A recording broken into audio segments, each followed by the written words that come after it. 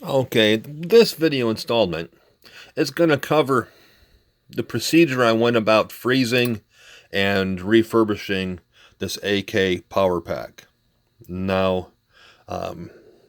there's several ways you could go about doing so. This is the first one I opted to freeze and remove components from a compartment. There's several ways that you can do so, some a little less intrusive, but this is how I opted for this particular application. So that's what I'm going to cover strictly in this video, what I did in this particular refurbishment. Now, the AK-42, not unlike most of power packs for AK, have three compartments internally, divided by a metal divider. Now, the divider is, if you were to look at the top of this pack, you're going to see a screw here and a screw here. These middle screws, these actually go directly to the metal divider that goes across the power pack itself. So visualize that screw's there. So there's a divider here. This screw located here makes for a second divider. So there's your three compartments, 1, 2, and 3. Now, I knew in this particular application, not unlike most AKs, the forward compartment is always the power transformer. That's where the power transformer resides. The middle compartment in this application is where the two main filter supply chokes were located. And in the third compartment to the rear was where the main filter capacitors and the speaker choke were located. And it was this third compartment that I concerned myself with. Those were the components that I wanted to remove within this rearward compartment. Now, I realize I have already assembled the unit and tested it, and it works fantastic, and it makes it tough for a video, but I will repost the pictures to hopefully add some clarification to what I'm saying. Now, this third compartment, as I stated, house the filter capacitors and the speaker choke. Those are the units that I wanted to remove. So what I opted to do was I placed this unit in a plastic bag and I put it in a freezer overnight. And the following morning or following afternoon, I started chiseling away, and I'll show you what I used. Here's a standard wood chisel and a hammer. And I diligently and tediously chiseled around the perimeter of this third compartment. Now, I knew from prior experience that the speaker choke sat right on top, and I wished not to damage it, cause any harm, so I slowly chiseled and chipped away. Now, bear in mind, as you're doing this, this is a rather dirty task. You're going to have tar chips going about anywhere. And so I recommend doing it outside or in a shop environment to where it could be cleaned up rather readily. But with that said, continued chipping until I got where the speaker choke was able to be lifted and removed from the power supply. And at that point, the wires were starting to become exposed. And be cognizant of your wires. Do your best not to cut them or chop them until you know for sure exactly where they go.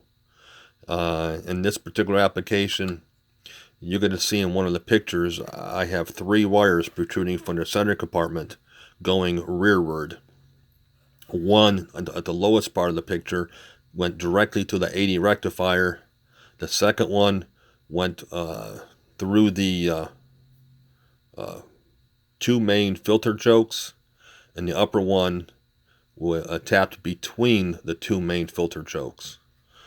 So once I identified those 3 wires, everything else could be discarded.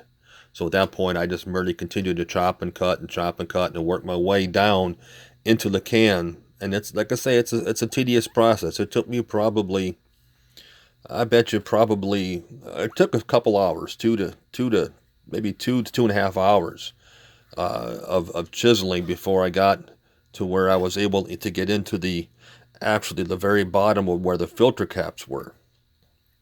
And once they got to the filter caps, of course, they're very packed in tar as everything else is.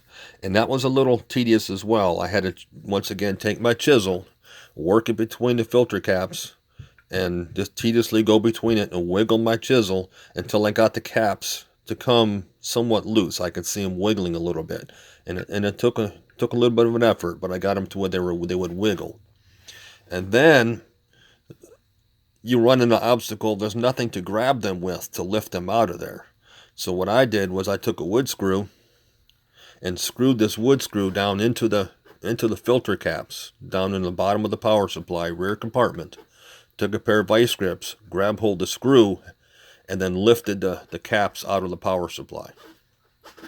And then I went ahead, took my chisel, after all the components were removed, then I just cleaned it up. I just kind of scraped and cleaned the whole compartment out real well.